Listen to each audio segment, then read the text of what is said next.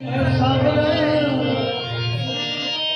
तू है खुदी मोहनी न बता रे संग मंड प्यारा मालिक दे दे ऐसा बढ़िया से दे दे ये थारे बनो बंदार दोनों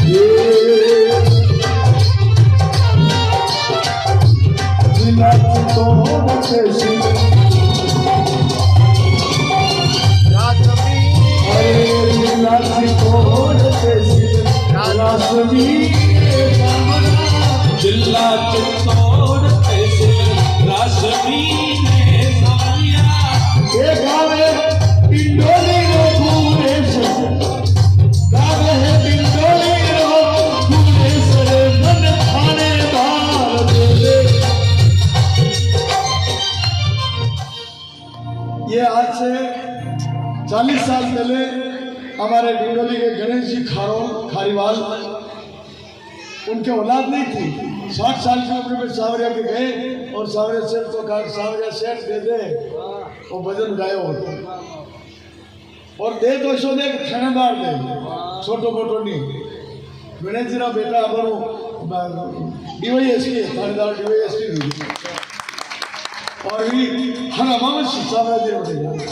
कटे भी टूटी वो पूरे भारत में कहीं भी टूटी होगी तो भी हर अमावस्या को आना है।